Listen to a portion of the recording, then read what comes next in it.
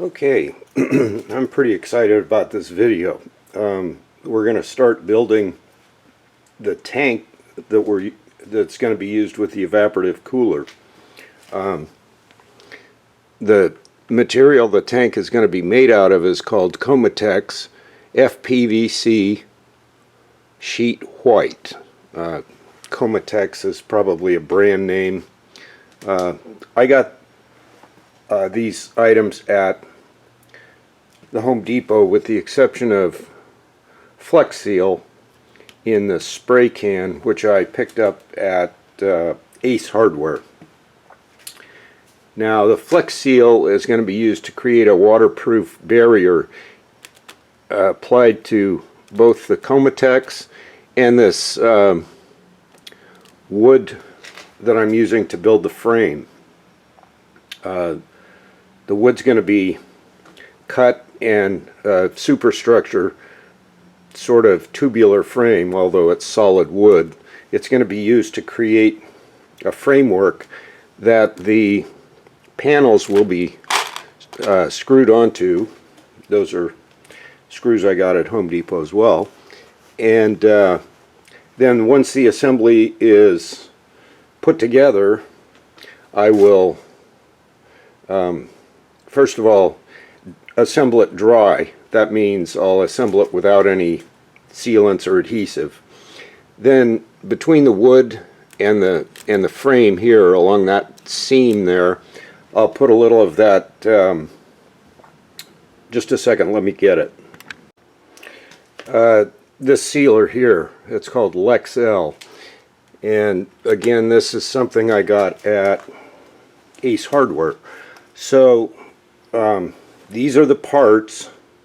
As I cut them and assemble them, I'll video the most important parts, the cuts, and how I assemble the frame structure. It's pretty obvious once I get it in a position where it's going to accept these panels. Things will go together pretty quick, and it'll be clearer what I'm trying to achieve with this.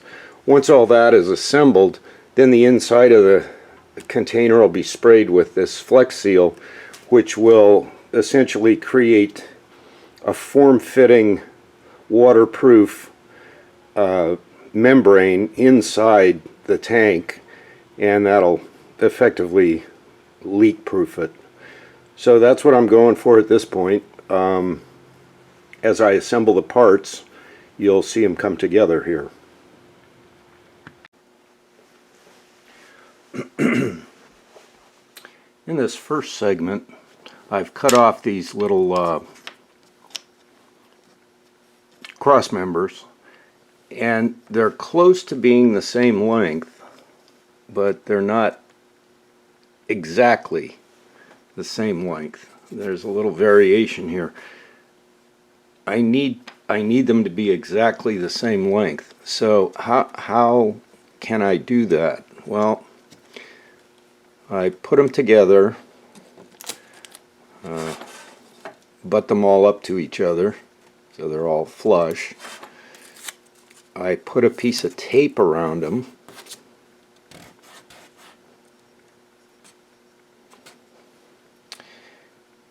and another piece of tape here.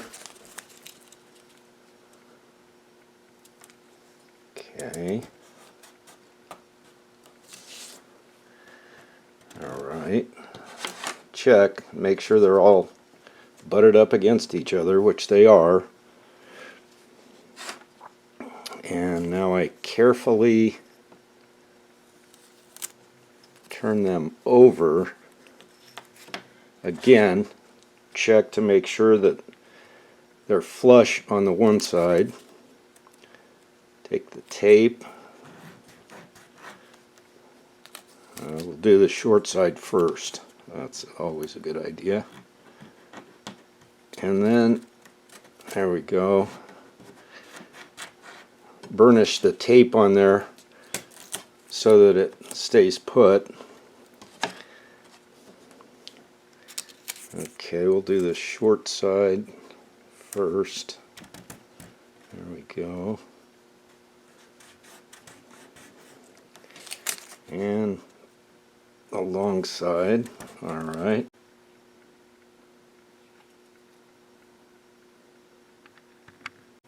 And after we make the saw cut, both of these ends will be flush and the cross members will be the same length, and that's what we're trying to achieve. So I'm going to go out and make the cut. So as you can see, this method works very well.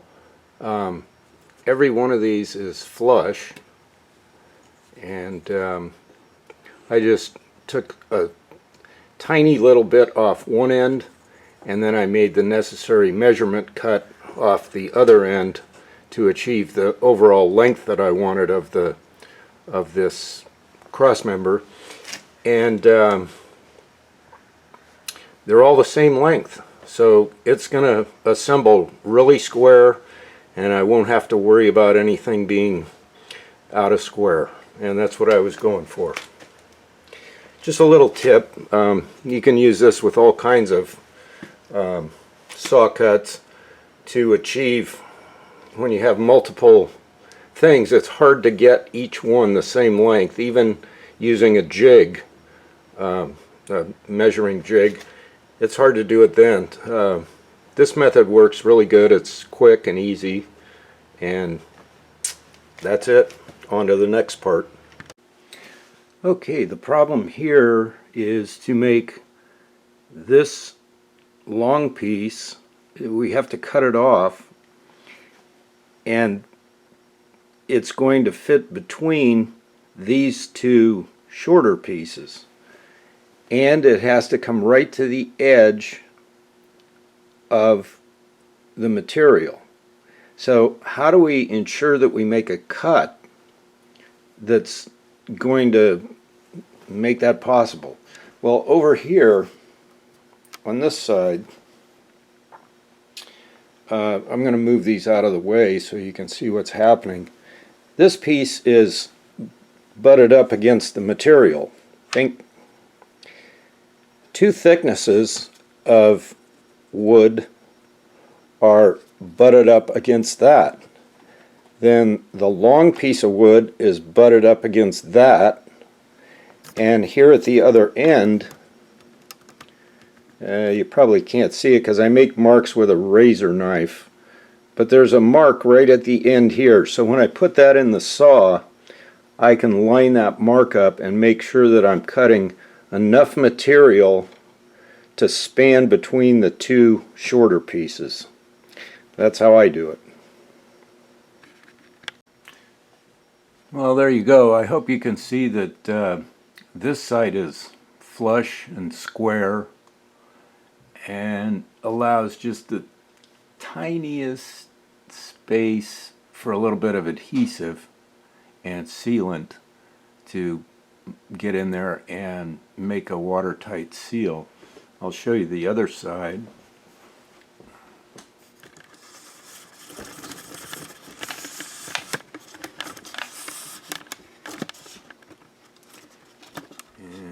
Here's the other side, and you can see again that kind of came out a little bit, but that's again square and flush with the edge. So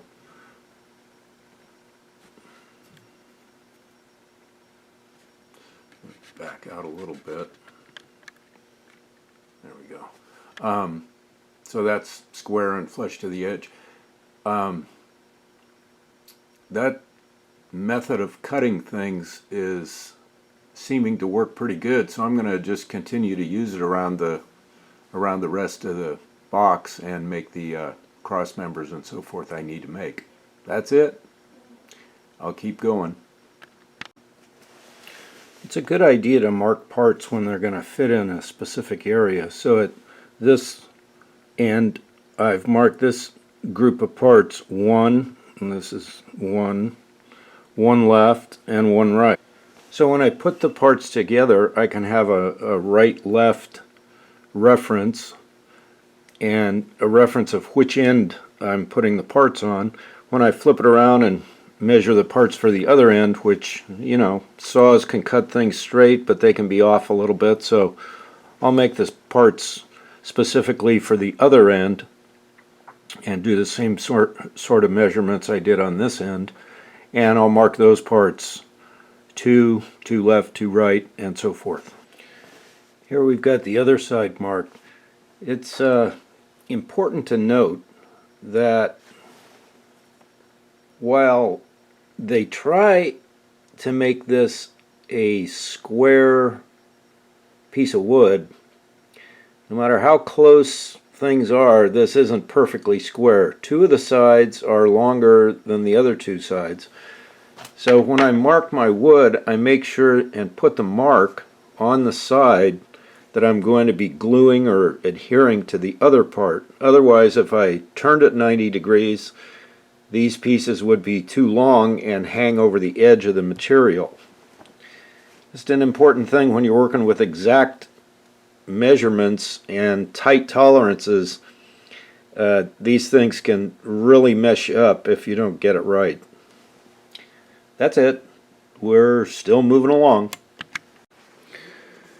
So to assemble these parts, I just use a little bit of super glue, and all I do is just tilt this one flat, one drop of super glue,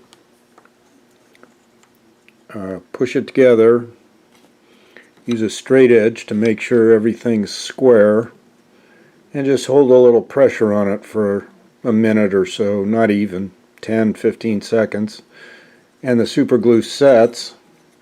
Sometimes it actually bonds itself to the surface of the plastic, little residue, and I just gently move it and dislodge that bond, then move it to one side and let it set in place. So I'll just continue to glue these parts together. So we have two of the sides constructed here. They went together real easy, and that's it. We just keep moving along and create these longitudinal members. Probably put a little reinforcement bar in between each one of these just for security to make sure it's strong, and then gradually we'll be screwing this whole thing together. Well, I'm pretty proud of this. This is, sorry, a car went by. This is the completed framework. And of course, we'll move this out of the way. Yeah.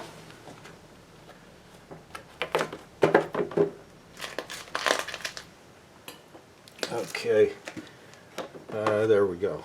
Kind of a small little table I have here on top of a ladder. But anyway,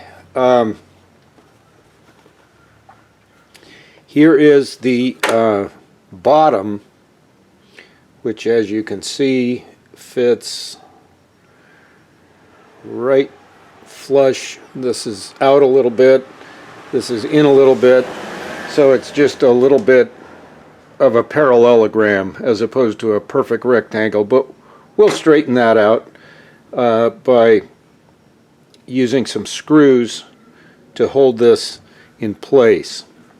But prior to attaching the bottom and then of course the sides as we move around it, the first thing I'm going to do is waterproof this wood by spraying it with the Flex Seal. So on to do that. Next step coming up. So we've got a nice coating of Flex Seal on the framework. Of course that'll get quite a few more coats, but this will pretty much seal the wood all the way around. I wanted to do that first before I started attaching the plastic panels to it. So I'm going to let this dry in the sun for a few minutes, and then I'll come back and start attaching the bottom and sides. Okay, we're going to be drilling a number of holes, so I need a couple of templates in order to do it. The first holes we're going to drill are the holes in the corners of the bottom. They're going through a piece that looks just like this. So I have to be able to drill a hole straight down through the piece that makes up the framework. And in order to do that, I have to center the hole. So to do that, I just make an X on the top of this. That creates a center point that I can find, and put a little countersink or a strike it with a nail or a punch so that I get a little starting place for the drill to bite, and then drill straight down through this, and that'll create, and that will create a template to use for those corners so that I can position the drill bit right in the center of the piece that's coming up. So essentially what will happen is this will sit right in the corner, and that'll give me a position to drill the hole so that it goes right through the piece that's underneath here, resting right here. Make sense? I hope so. Now, the second point is I had to decide on a hole size. Now this one I drilled previously. This is 1/8 of an inch. This is about 7/32, I think. I've got to look and see. No, I take it back. It's 1/16. Sorry about that. 1/16 inch drill bit will accept my screw, and the screw can easily be threaded in because I don't want any stripping or cracking of the wood, splitting of the wood. So this will screw right in nice and easy, and it should not strip, or there's plenty of meat for the screw to attach to, but not so much that it's got to push some of the wood out of the way and could potentially split the wood, because I'm going with the grain here, so I've got to be careful that I make the hole big enough but not too big. So a 1/16 of an inch looks like the size that's going to work the best. That's it. On to the next step. You can see here in the final or the template that I made, or the drill guide I made, I glued a little piece of material on the side so that I could have one side solid and incrementally slide the other side to get it in exactly the right place, and then that makes it a little more stable for drilling. So it's just a little piece of acrylic material that I super glued on the side. It doesn't have to be real strong. It's just for position and then being able to drill. So that lets it slide on one axis and allows me to fix the other axis, this direction. It's bumped right up against the side, and then I can just slide it into position and drill the hole. Makes it much easier. I hope nobody gets the wrong idea that I know what I'm doing, because I don't. I'm just following the logic that has guided me all my life as far as how to make things. So I know that the first screw is the most important, so I got that in, it's good, everything's fine. Now I went diagonally across from there because that will minimize any kind of off angle or anything like that. There doesn't seem to be any. It's fairly smooth, definitely square enough that the sealer will take up any gaps that there might be, and really the sealer is the glue. You would think you'd put glue on first, but actually in this case it's kind of one of the last steps. You put the glue on and put the skin on and then reinforce it with a little more sealer and so forth inside. I shouldn't say glue, sealer is what I meant to say. But anyway, once these two are in, the rest is fairly clear sailing, so I'm just going to go ahead and continue to drill holes and tap the screws in. Okay, all the holes are drilled, and now I'm just going to remove those two screws and put a bead of that Lexel sealer around, and then screw all the screws in, let the sealer squish out and make a good tight seal. Well, here it is. Not complete, but it's dry assembled is what I call it. Dry assembled means none of the screws are tightened down tight. All the screws are not in. I'll be drilling and tapping, or drilling more holes and screwing more screws in. As you can see here, there are some upright braces, and inside there's going to need to be a cross member to support the weight of the water. I think that'd be a prudent thing to do.